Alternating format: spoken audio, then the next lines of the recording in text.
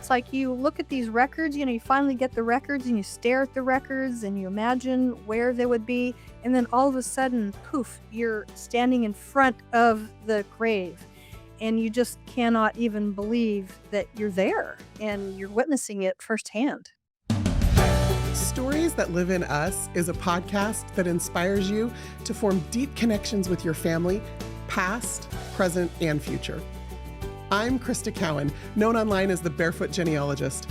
I've spent my whole life discovering the power of family history, and I know that sharing the stories that live in you can change everything. I grew up in Southern California with my cousins. 2 on my mom's side, 7 on my dad's side. That's it, just 9 first cousins, but I knew them all. But we also went to family reunions every summer and Thanksgiving dinner at my grandma's house with all of my dad's cousins, and reunions with my mom's cousins and my grandmother's cousins. So I grew up surrounded by this really rich family history. So whenever I meet someone who doesn't know anything about their family history, I'm always so intrigued about how that happens in families. My guest today is Diana O'Connor, and she grew up not knowing much about her family stories. She didn't know much about her family history, and she didn't really know any cousins or extended family members. It was just their immediate family. And that's so foreign to me that I was fascinated by her story. And to hear her go from knowing nothing to uncovering riches of family history, deep relationships with new cousins, and a connection with Ireland, it's quite the journey. I hope you'll enjoy my conversation with Diana O'Connor. Well, Diana, thank you so much for being here. I'm so excited to have this conversation with you. Oh, I'm just thrilled. Good. So I would love to just start right off by hearing a little bit about your family history genesis story. What was it that got you into genealogy? Well, it actually had a spiritual beginning, when I was 17. My father had already passed away earlier that year, so that really piqued my interest having to do with, family history, and the fact that, my father had died so young and my mother died just 8 years later. My father was 38, my mother was 44, so they both died very, very young. I was full of questions once I kind of got the bug about, looking into ancestors and so forth, and my father actually his mother died when he was 2, and him and his brothers were put into an orphanage for a while, and then they were in foster homes.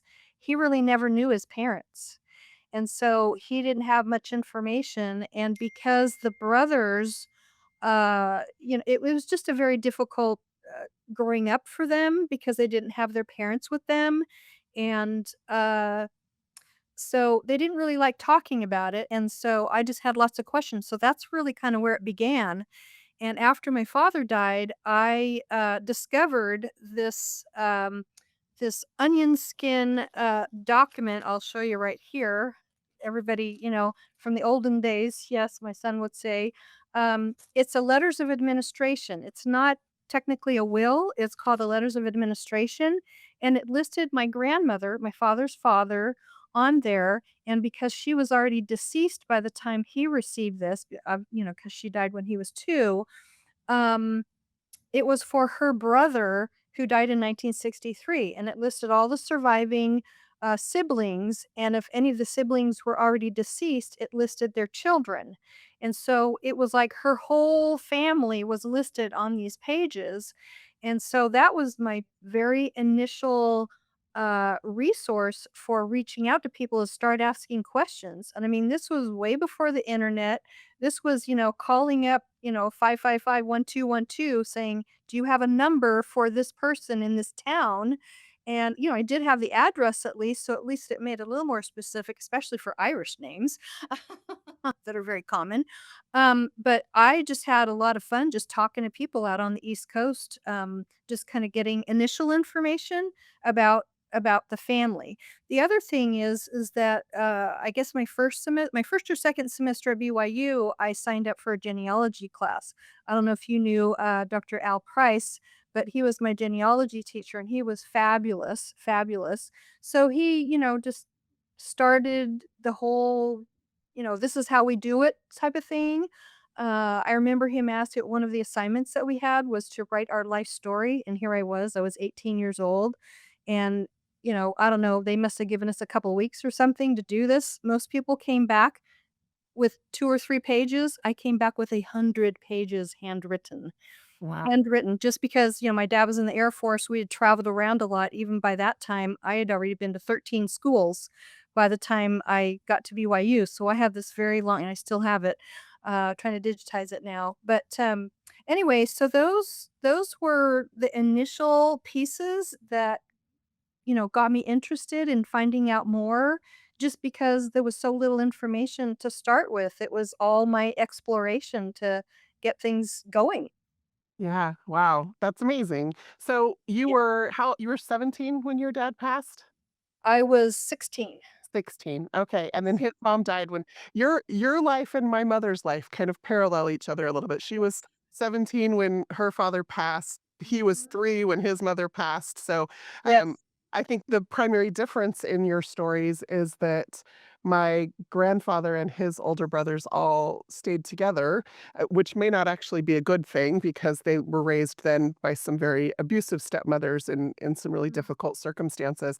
But your father's siblings, did they stay in touch growing up, or were they separated as soon as they were put in foster care? Well, this is what was very interesting is they were put into an orphanage and originally.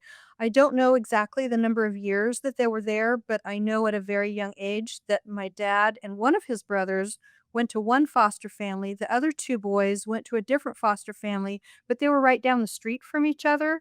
But then at some point, my dad, the youngest, got separated from his older 3 brothers, and they didn't see each other again until 1963 when we had our first O'Connor family reunion in, Westchester County in New York, and they totally thought my dad was gonna be really tall with blonde hair, and he was 5'8" and blonde hair. Another reason for the gap of information is just he was growing up with other foster families, and it wasn't until this LOA, the letters of administration, got distributed to them all when the uncle died, that they even knew where each other was.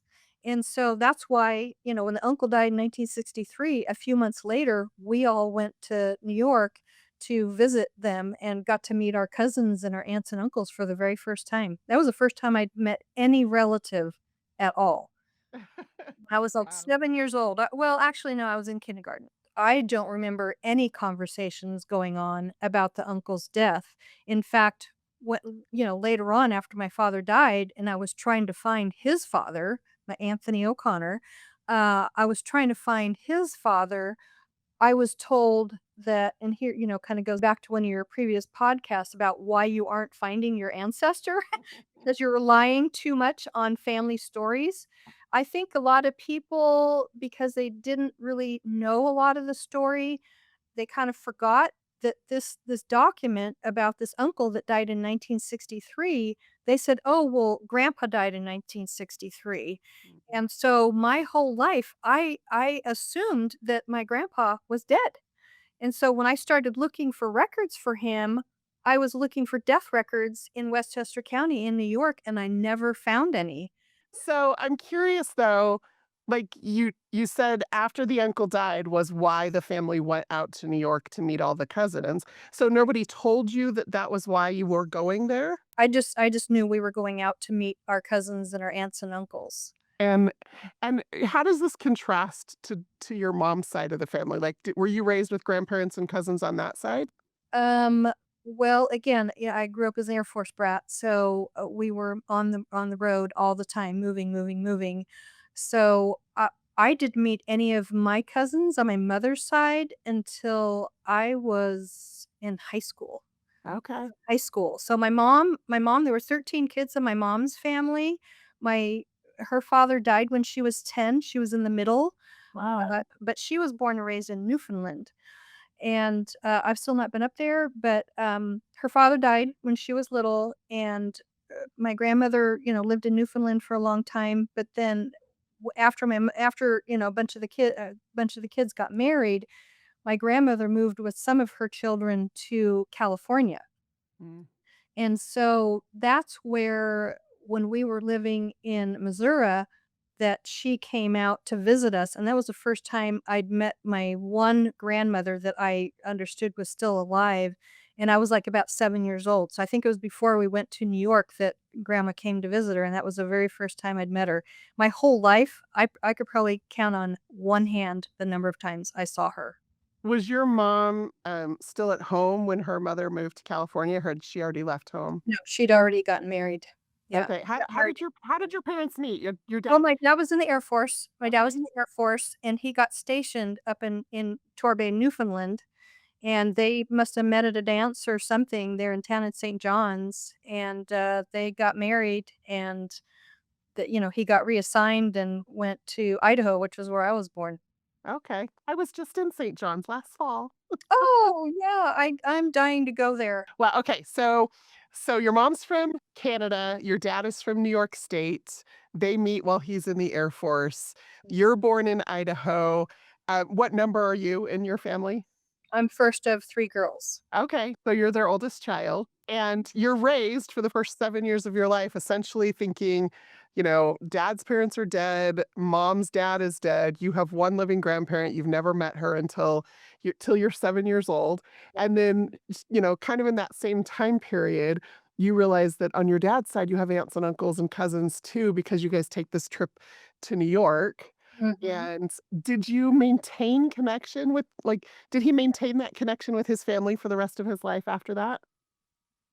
Yes, yes, we stayed in touch with our cousins quite a bit. I mean, we're still in touch with some of the cousins, at least the ones that are still living. I've got several of my O'Connor cousins that have already passed away. I just think this is fascinating to me because I was raised obviously, our family circumstances are always all so different. Yeah. But, I was raised with 3 of my 4 grandparents and 3 of my 8 great-grandparents and cousins and aunts and uncles and my parents' cousins and their kids. Like, I was just raised going to family reunions every summer and hearing those stories.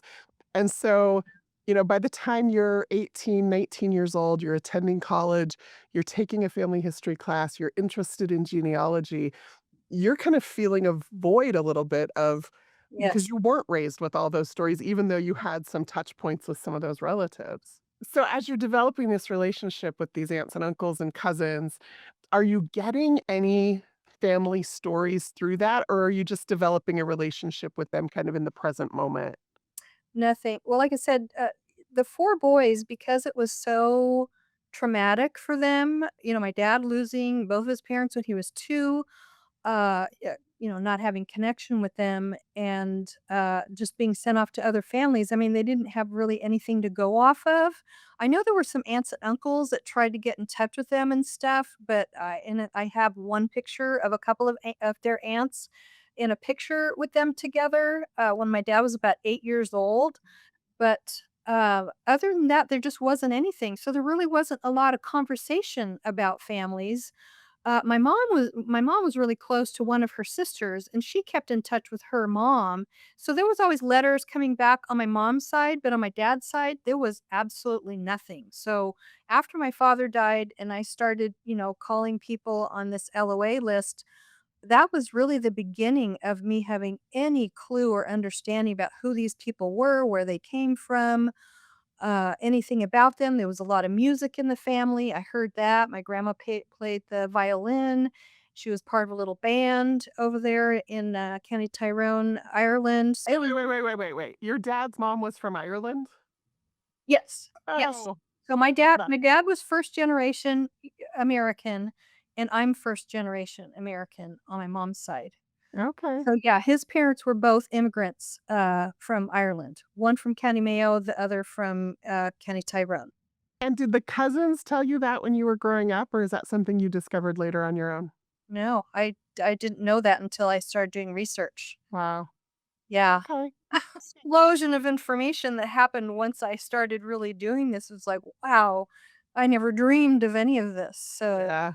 and the excitement that goes with it. So, For sure, yeah. The curiosity, though, I think that's such a necessary um, skill or a necessary quality for Mhm. a genealogist to have as you start exploring family history.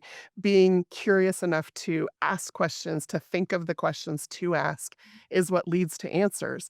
So, as you embarked on this family history journey in college, like, do you remember like one of your first discoveries? Was it those letters of administration, or was it something else? So when I was going to BYU, I had a boyfriend while I was there, and I remember one time we went up to Salt Lake to the genealogy library, and it was after it was either during or after I'd had the class with Brother Price, but I went over there and I was going off of Anthony O'Connor. And that's what I was researching. I was told he was from Dublin, so I was looking for Anthony O'Connor in Dublin, and I did finally find somebody that was Anthony Leo O'Connor, but this was way back before I understood a lot of things, and I was jumping to conclusions, and I remember getting so excited. "Oh my goodness, I found Anthony Leo O'Connor, and he's my grandpa." Oh my goodness, that was so far off of what reality turned out to be, years later, but it was years before I discovered this, so I was kinda owning this person that had nothing to do with me. Nothing to do with me. So and I didn't have any information around him, it was just him. I don't even remember any other information about him. It was so that was sort of my first one of my first memories other than, reaching out and making phone calls and trying to, put family names together, and this person was in the war and this person had an amputated leg and, different miscellaneous things like that, but in terms of going up the tree, there wasn't a lot of information initially. It really took, more serious research that really didn't happen until I started working at Family Search. I'd love for you just to tell us ultimately, like, the story of him, what you learned about him. I'm gonna get emotional thinking about this because keep in mind that by the time I found him, it had literally been 40 years I had been Mm. searching for him. 40 years I'd been searching for him. And at this time, I remember, I was living in Kaysville working for Family Search, and, my boss is the CEO of Family Search. I'm working at Family Search, and I don't even know who my grandfather is. I just thought, I've got to get past this. I just, it just felt pathetic, sort of. And I remember I was home from work one day, and I had a home office, and I remember just sitting in front of my computer one day, literally I just said a vocal prayer. I just said, "Heavenly Father," it was like I was praying to him and my grandpa at the same time. "Please help me find you." I was just crying and whatever, and all of a sudden, I remembered something that, Dave we met, I don't know if you worked with him at Yeah. Ancestry. You know him, well, he was one of my coworkers, obviously, a very good, Irish, research specialist, and I had been going to him. His mother was an O'Connor, and I remember him telling me, "Okay, just remember that there are O'Connors and there are Connors, and sometimes they use both names." I had been always searching for O apostrophe Connor, right? I didn't even try thinking about that. So that was one thing that helped me. But he also had said, "Well, if you're having problems, try going to the county archives of where he lived when he first immigrated to at least that you thought that he immigrated where he was living in New York." And as I'm sitting in front of this desk after, crying and saying this little prayer, I pulled up the Westchester County Archives page and it said, "Fill in this little form, tell us everything you know about your ancestor, and send $27." And I thought, "Okay, I can do this." And I did that, and within a couple of weeks, it was maybe 3 or 4 weeks, I get this big manila envelope in the mail, and it's thick, it's got all of his records in it, and lo and behold, there is a picture of him. I had a What? picture of my dad's mom, Rebecca. I had no idea what this grandfather looked like, no idea whatsoever. And when I saw that picture again, tears just started flowing. And what was so interesting was in his face, I saw my dad and his three brothers in that. And I thought, this is him. I know it is. I can see it in his face. And I immediately got on the phone with one of my sisters, I called one of my sisters, said, "You will not believe what I'm looking at. I'm looking at a picture of Grandpa O'Connor. You just won't believe it." And I mean, that was just I mean, if your interest doesn't get piqued then, but those records were his immigration records, and it showed the town where he was born, who his parents were, his age, the marriage, information with my grandmother, and it listed, my dad and his brothers on there. And so this was just explosion of information. So that's a very, very tender story for me. um, Later on, as years went by and stuff, I did find orphanage records after, my grandma died. This was all in the depths of the depression. I just have a lot of compassion even though he wasn't able to raise my dad and his brothers. Just, coming across this information, he might not have been a perfect person. I know, he was a bit of an alcoholic. But I just had a lot of compassion for him. And then, years later, my sister finds his death certificate, and it turns out he died just a couple of weeks before my mother did, the year my son was born. So my grandfather had been alive all these years, and it just broke my heart to think that he died alone in New York. And at least me, I would have hopped on a plane if I knew he was alive. I would have gone and visited him for sure. That's Yeah. amazing. Thank you for sharing your Grandpa Yes. O'Connor with us. Yes. So you've made some other discoveries. This story of the discovery from the 1800s? This is his wife, Rebecca McDermott. And so on that LOA of her brother Frank was listed all these people. I had reached out, got some information or whatever, but on the LOA, it listed three of her siblings that stayed in County Tyrone. All the rest of them had immigrated to the United States like she did in the maybe late 1890s, early 1920s, and so forth. And so I had gone to I think it was just a genealogy.com, and they had a forum in there, and I had written, just posted, "Do you know these three people? These are three siblings of my grandmother that didn't come to the United States. Does anybody in County Tyrone know anything about them?" That went off into, the ozone, and literally out of the blue, 2.5 years later, I get this random email from a Moira Craig saying, "Kate McDermott, she's my grandmother, and we have lots of information, and my other cousin is the family historian. We've got pictures, we've got stories and everything." And oh my goodness. So that happened on one day, and we started exchanging, some pictures, some information, and, kind of getting to know each other, whatever. And it got me so excited. I thought, where are some other forums? Where else can I start pulling information and asking for people? And I went into Ancestry, and I can't remember exactly the tool, but I went in and I searched for, each of the other siblings that had come to United States.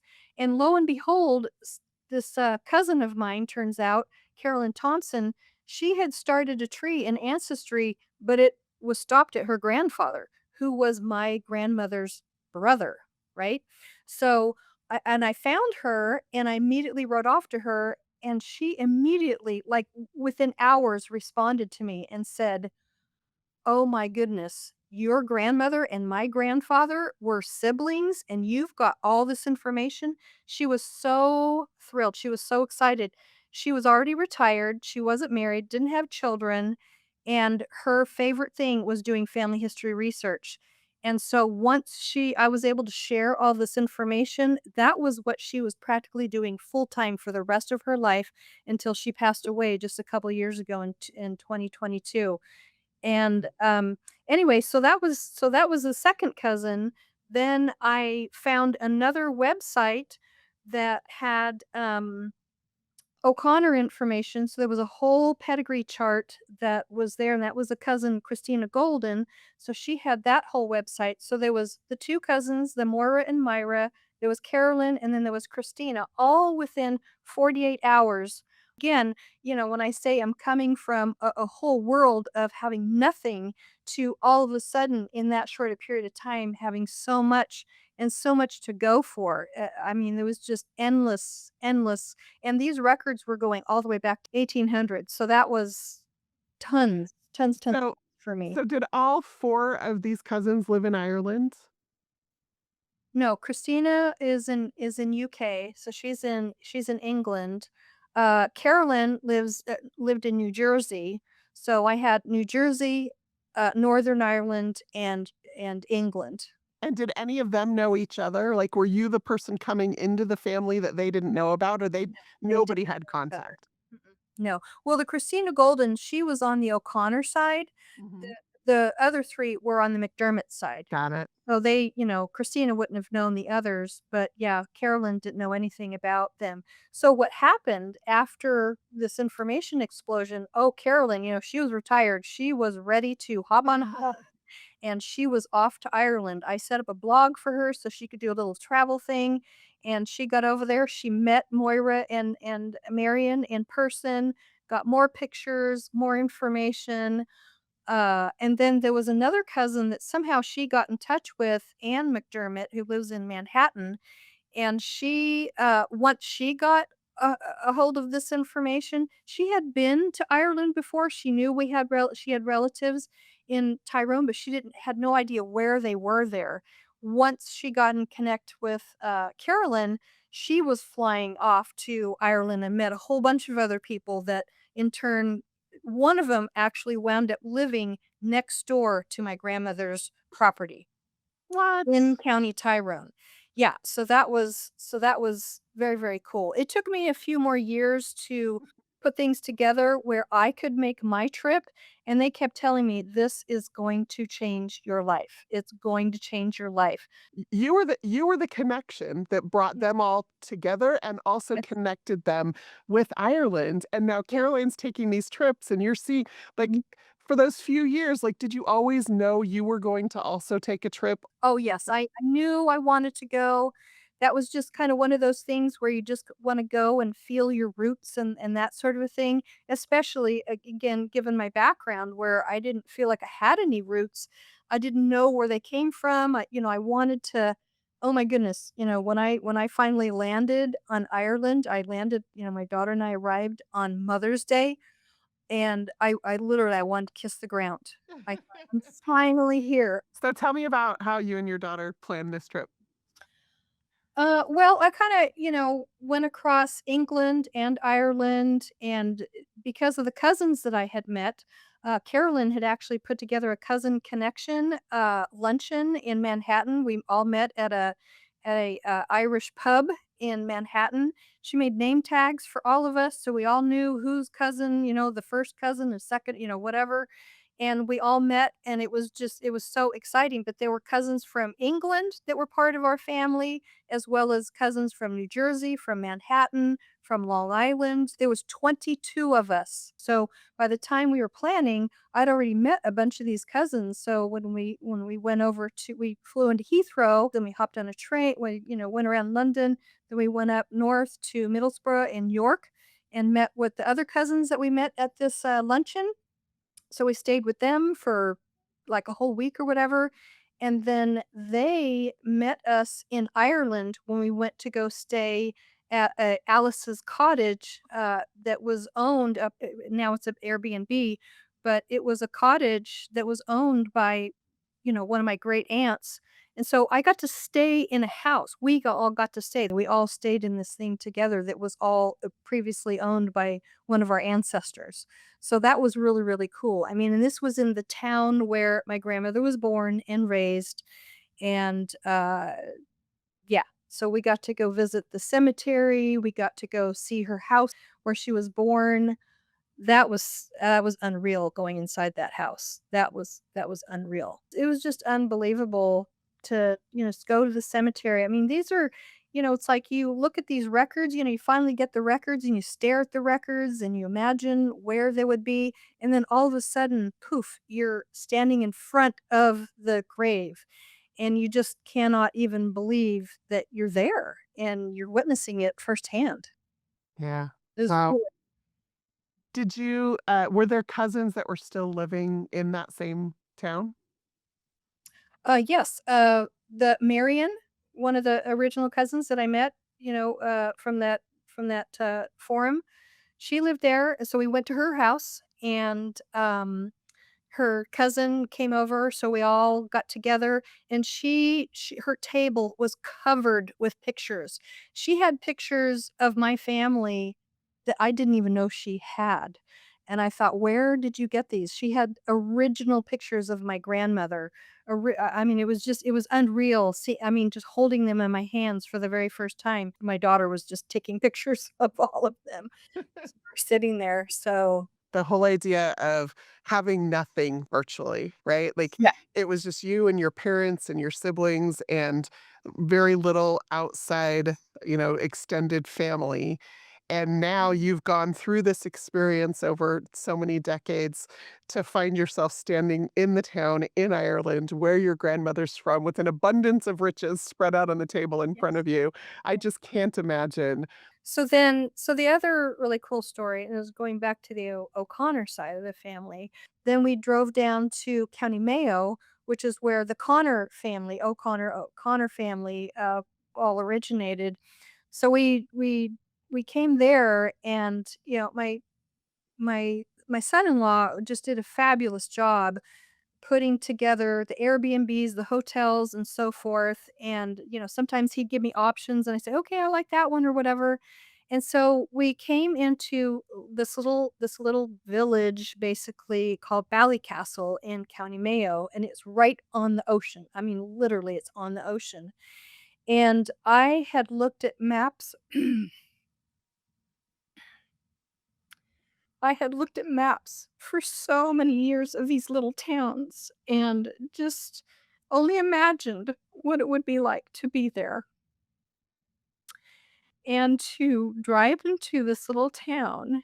And, we set ourselves up in the Airbnb that was facing the ocean, facing Downpatrick Head, which is this, it's a remarkable place to take pictures and so forth. And, we'd gotten there sort of in the evening, and my daughter, who's a professional photographer and videographer, she said, "Oh, we got to get sunrise, or excuse me, sunset pictures out by Downpatrick Head because it's very picturesque." And so we hopped in the car and we were driving down these little roads. And as we're driving out to Downpatrick Head, knowing that the sun is going to be coming down, we were driving down this little road, and I noticed this cemetery that was right there. You had the little brick wall or whatever,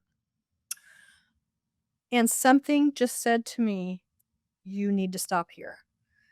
And I had no idea. Like when we were planning the trip, I don't know why, but I had not planned for visiting cemeteries, at least not there. Um, and so something just said, and my daughter says, "We got to go get our pictures first." And so we went over and got our pictures and whatever. And I said, "We've got to get back there before the actual sun goes down." So we went back there, and I walked into the cemetery.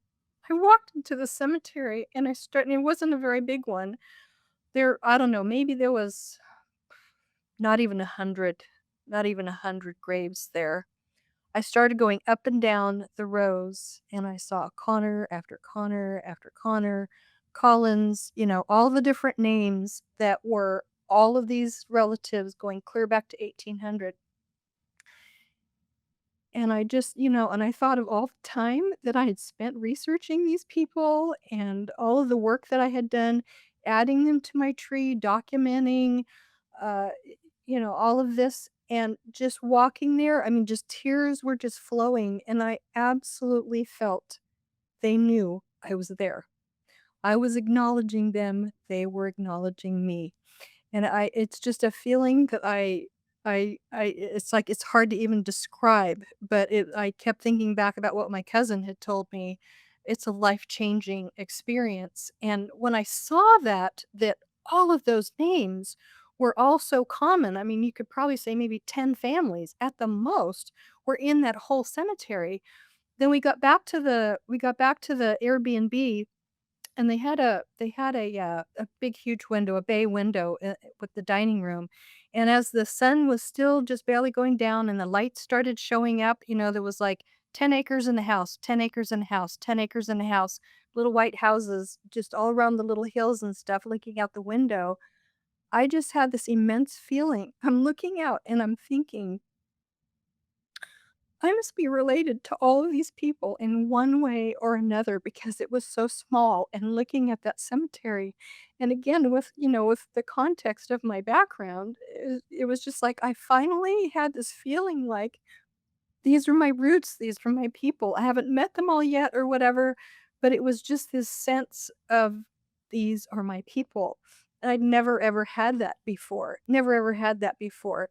Then the next day we went to another little cemetery and I specifically found one my direct Anthony O'Connor or Anthony Connor headstone there. Beautiful picture that we got of it and stuff, but it was just, this cute little cemetery with, weeds and pretty white flowers. My daughter did a magnificent job of getting beautiful pictures. They're hanging in my house. So I have daily reminders of these cemeteries in my house, nice frames and everything.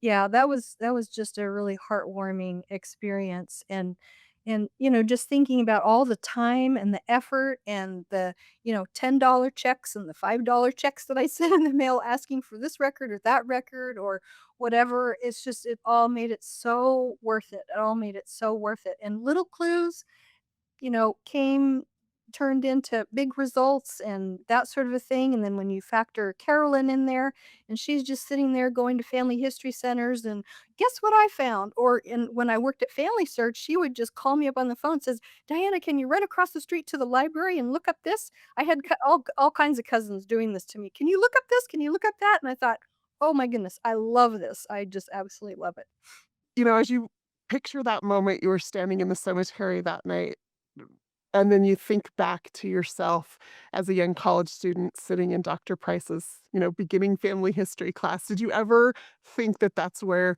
your journey would take you? Not even a fathom, hadn't fathomed it at all. This story isn't just about me, they are my experiences, but don't be afraid or don't be intimidated or don't run out of patience.